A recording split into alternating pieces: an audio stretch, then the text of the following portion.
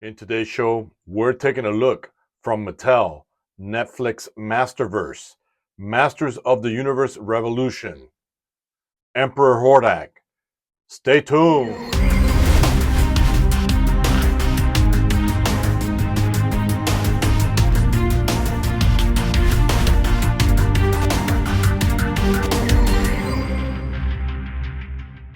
Right, everyone, welcome back to the show.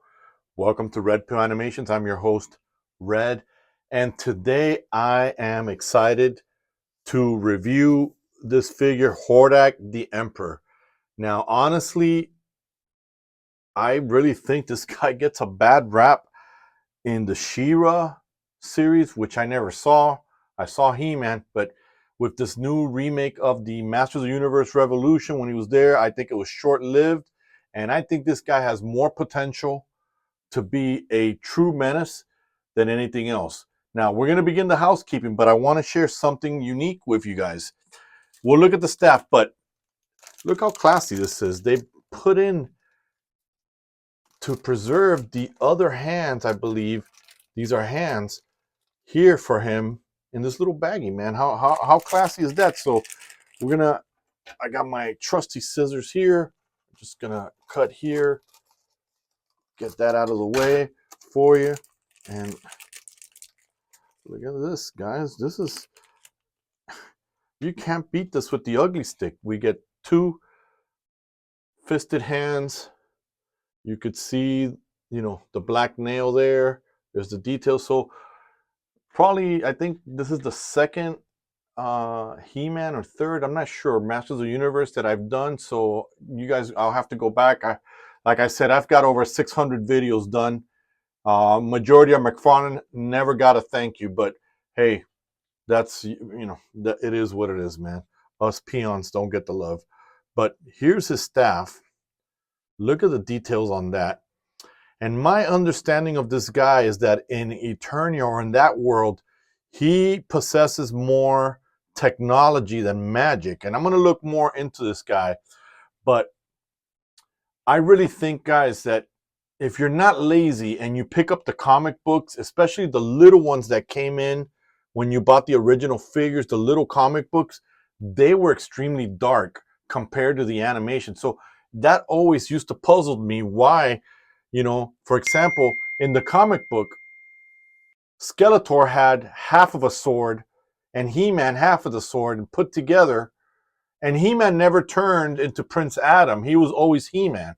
Again, it was just I prefer the comic book than the animation, to be honest. The storyline there, like many things, I respect the original work unless you know how to tweak it. But again, enough of that. It's just a solid staff. Mcfarlane, you can learn from this, but this thing's not bendy garbage like Mcfarlane gives us.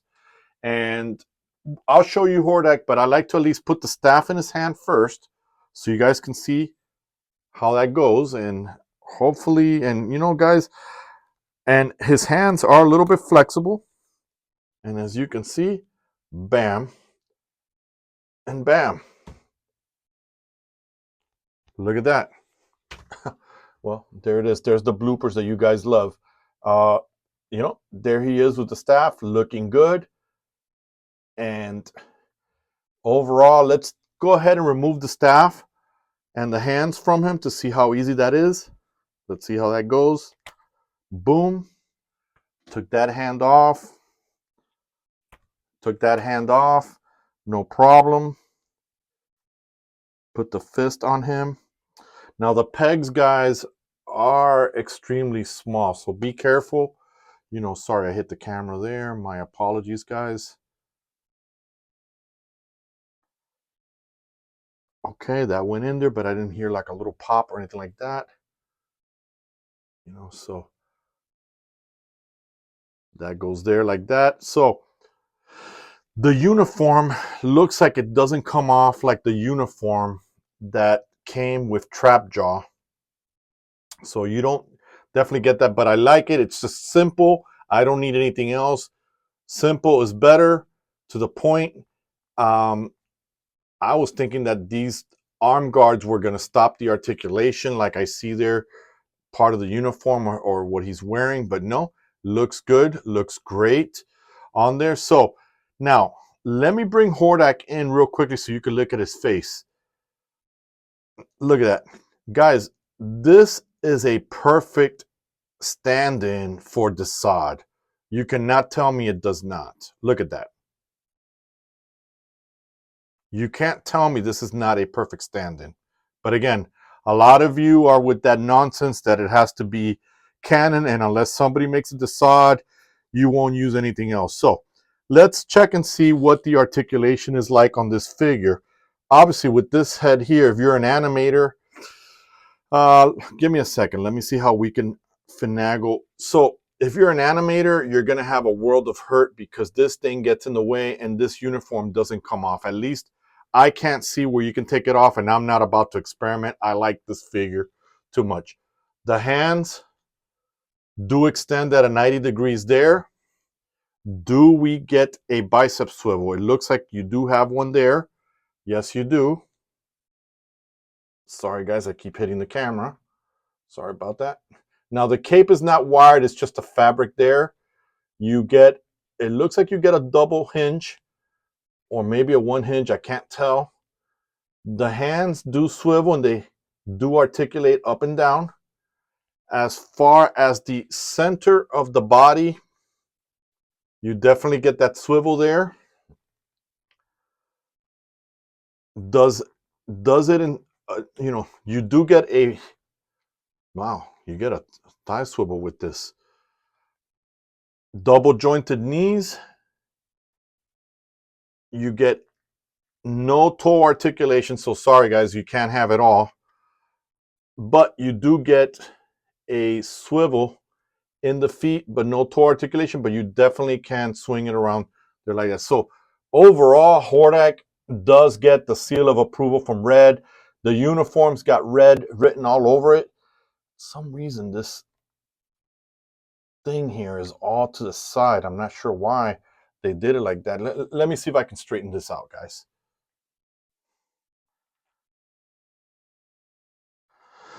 I guess not. This ain't going nowhere. So this tie here that they gave him, this business tie that they gave him, it's always going to be to the side, I guess. But that's okay. Again, love the figure, love everything about him. I just think he didn't show his worth when he was in this last series. This is bent here from the packaging. Yeah, this is bent here, so I'll probably have to hit it with a blow dryer there as well. So overall, guys, love this figure, love everything about it.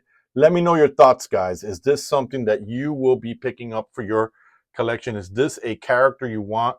What are your thoughts? Do you really like this guy? Does this guy look like Desaad to you? I think he does. But again, the whiners out there that like to, like to be canon. And remember what I say, guys, canon only stifles the imagination of your animation. So that's pretty much the way I think of it. So with that said, guys, I think this review's done. There's nothing else for it other than, man, this thing keeps spinning. Sorry, guys, I'm getting distracted. This is driving me nuts over here. This is from packaging. I like this figure. Definitely want to see him more in the Master Universe. I hope he comes back with a vengeance and deals with Skeletor. With that said, one of the reasons I want to add this guy to my animation is because he doesn't deal with magic. He deals more with technology. And I definitely want to get Vanimation's film, Jonathan's opinion on it. I like to add him to my animation as a lord fighting with the Scorch or the Justice League, but using technology instead of magic, which is what his whole skit is. So let me know your thoughts, guys. This is something you guys are going to pick up. I think it's a beautiful figure. You're not going to get more accessories than what you got here, but you're getting a fantastic figure that's got a lot of articulation in it. I don't know why that tie is looking to the right like that. I don't know if everybody's been having issues with that like that. So that has me already now stressed out here as it is. So guys, take a moment, share the video, hit the like, hit the bell, and most importantly, I love your faces. Please don't forget to subscribe. With that said, the Red Master is done, and me and Hordak, or Emperor Hordak, we're done, and we are